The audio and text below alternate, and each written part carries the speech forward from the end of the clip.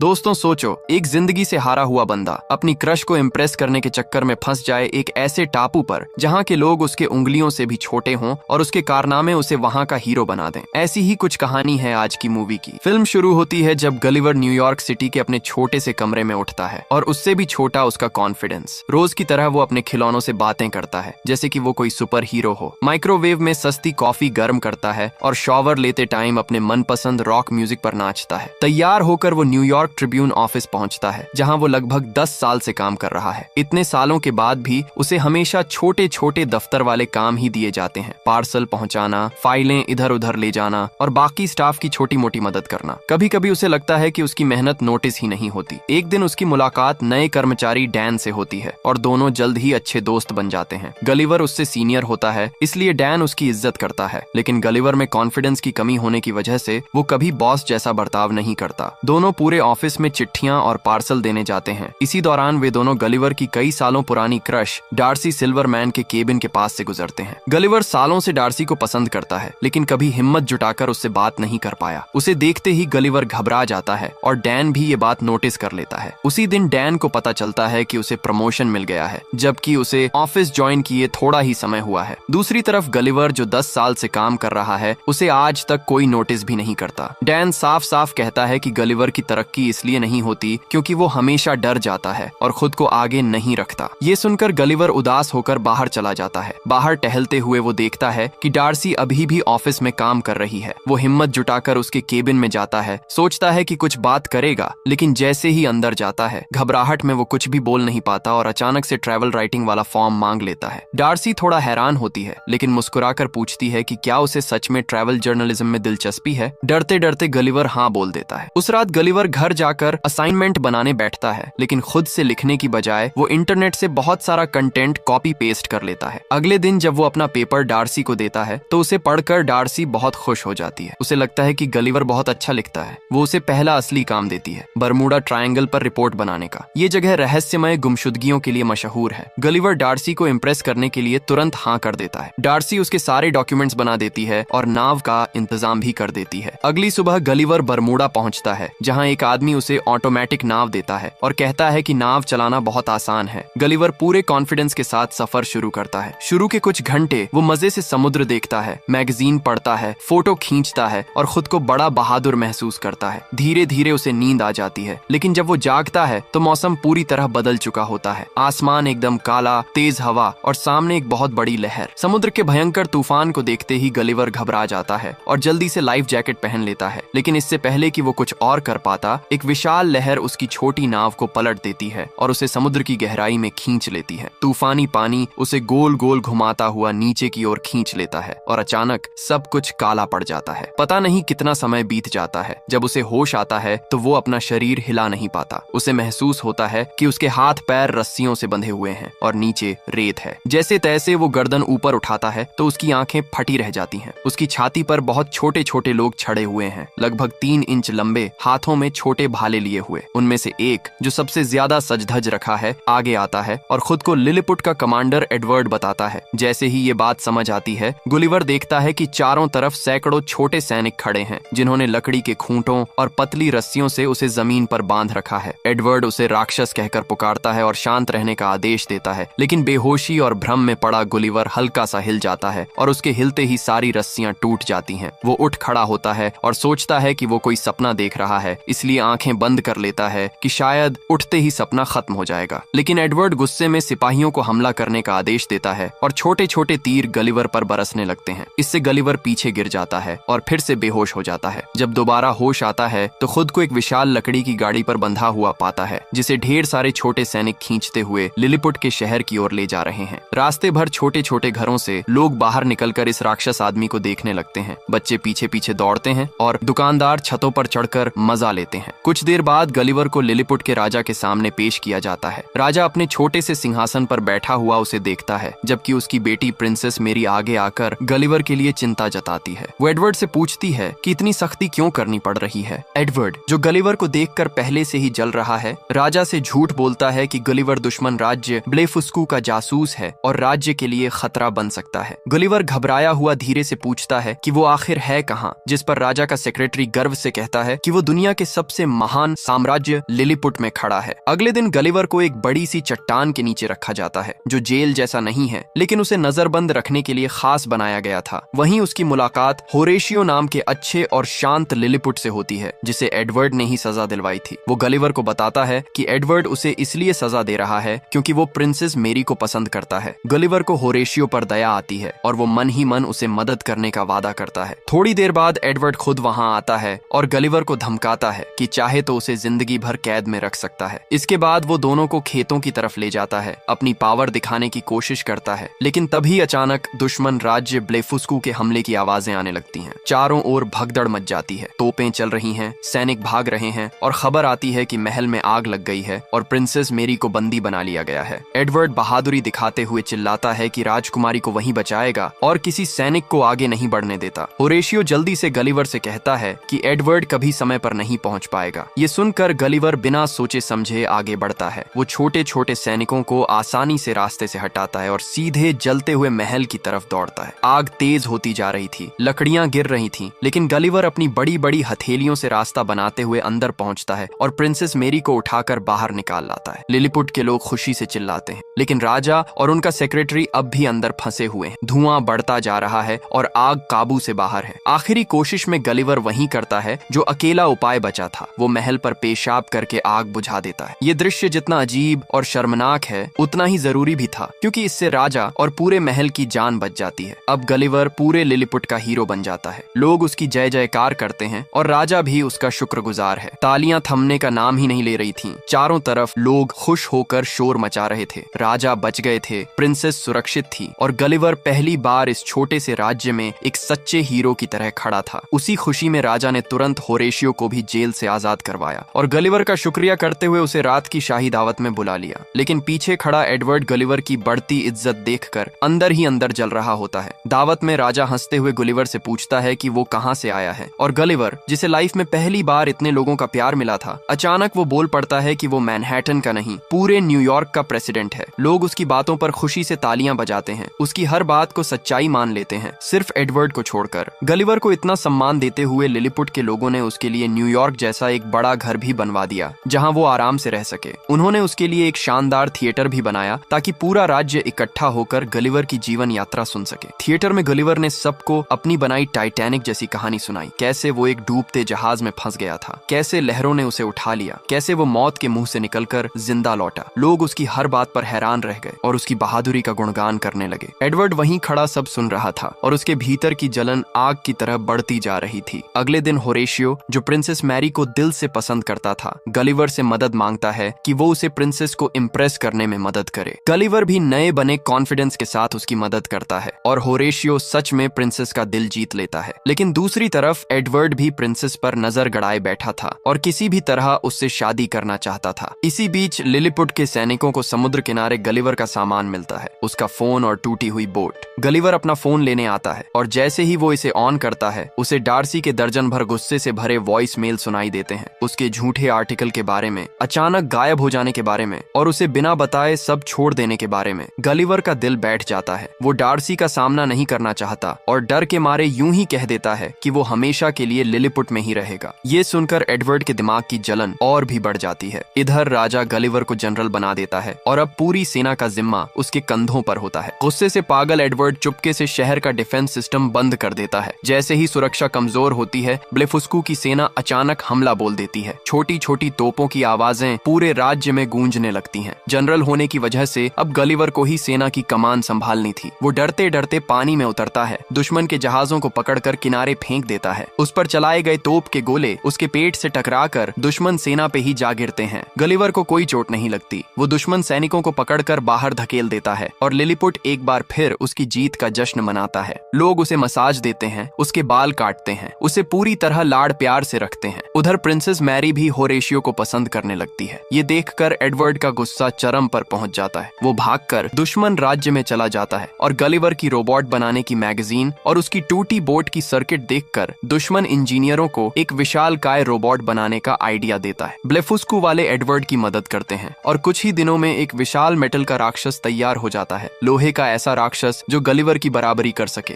दुश्मन फिर हमला करता है। इस बार गलिवर सोचता है कि वो पहले की तरह ही छोटे सैनिकों से भिड़ेगा, लेकिन जैसे ही वो मैदान में आता है उसके सामने एक विशाल रोबोट खड़ा होता है। एडवर्ड उसके अंदर बैठा होता है और उसकी आवाज स्पीकर से राक्षस की तरह गूंजती है। एडवर्ड गलिवर को खुलेआम चुनौती देता है। गलिवर के पास लड़ाई स्वीकार करने के अलावा कोई रास्ता नहीं बचता। वो पूरी ताकत से रोबोट को पीछे धकेलने की कोशिश करता है, लेकिन लोहे का ये रोबोट उससे कहीं ज्यादा पावरफुल था। रोबोट उसकी पैंट पकड़कर उसे ऊपर उठा लेता है और लिलीपुट के लोगों के सामने उसे हरा देता है। गिरते हुए, बेइज्जती सहते हुए गलिवर सबके सामने कबूल कर लेता है कि उसने बहुत झूठ बोले थे। वो प्रेसिडेंट नहीं है, ना टाइटैनिक का हीरो, ना कोई महान योद्धा। वो बस एक साधारण इंसान है जो अपनी कमजोरी छिपाने के लिए कहानियां बना रहा था। ये सुनते ही राजा और लिलीपुट वासी सदमे में आ जाते हैं। एडवर्ड और भी ज्यादा खूंखार हो जाता है और गलिवर को एक दूर के टापू पर देश निकाला दे देता है। गलिवर को समुद्र में बहाते बहाते एक ऐसी जगह पहुंचा दिया जाता है जहां उससे भी बड़े विशाल इंसान रहते थे। एक छोटी सी बच्ची जो गलिवर से कई गुना बड़ी थी उसे खिलौना समझकर उठा लेती है और अपने बड़े से डॉल हाउस में रख देती है। वो उसे चाय सेट के बगल में बिठाती है, उसके साथ खेलने लगती है और गलिवर खुद को एक असहाय खिलौने की तरह महसूस करता है। उधर डार्सी भी गलिवर को ढूंढते ढूंढते उसी द्वीप लिलीपुट पर पहुंच जाती है, लेकिन एडवर्ड को जब पता चलता है कि डार्सी आई है वो उसे भी कैद कर लेता है। एडवर्ड ने राजा और रानी को भी कैद कर रखा होता है और पूरी सत्ता अपने हाथ में ले ली थी। ये सब जानकर होरेशियो भागकर जायंट टापू आता है और गलिवर को सब बताता है। बच्ची के खिलौनों में उसको पुराना सैनिक वाला पैराशूट मिलता है जिसे पहनकर गलिवर वहां से भाग निकलता है। दोनों मिलकर डार्सी और राजा रानी को छुड़ाते हैं। फिर गलिवर लिलीपुट पहुंचकर सबसे पहले डार्सी से मिलता है और फाइनली उसे अपने दिल की बात बता देता है कि वो उससे सच्चा प्यार करता है और अब उससे कुछ भी छिपाना नहीं चाहता। अगले दिन गलिवर एडवर्ड को मुकाबले की चुनौती देता है, इस बार अपनी शान के लिए नहीं बल्कि लिलीपुट के लोगों की रक्षा करने के लिए। दोनों का आमना सामना होता है। रोबोट फिर हावी होने लगता है, लेकिन होरेशियो चुपके से रोबोट के अंदर घुस जाता है और उसकी पावर लाइन काट देता है। जैसे ही रोबोट बंद पड़ता है गलिवर उसे गिरा देता है और लोग खुशी से नाचने लगते हैं। राजा भी गलिवर का सम्मान वापस लौटा देता है और होरेशियो को प्रिंसेस मैरी से शादी की इजाजत मिल जाती है। गुस्से में एडवर्ड प्रिंसेस को पकड़ने की कोशिश करता है, लेकिन प्रिंसेस खुद उसे एक थप्पड़ में सुला देती है और उसे हमेशा के लिए कैद कर लिया जाता है। डार्सी पहली बार गलिवर को किस करती है। लिलीपुट और ब्लेफुस्कू के बीच की दुश्मनी भी खत्म हो जाती है और दोनों राज्य दोस्त बन जाते हैं। गलिवर और डार्सी अपनी बोट रिपेयर करके वापस न्यूयॉर्क लौट आते हैं। कुछ हफ्तों बाद गलिवर अपनी पुरानी नौकरी छोड़कर ट्रैवल राइटर बन जाता है और अब वो और डार्सी साथ में एक खुशियों भरी लाइफ जीते हैं। और इसी के साथ फिल्म का दिल को छू लेने वाला हैप्पी एंडिंग हो जाता है।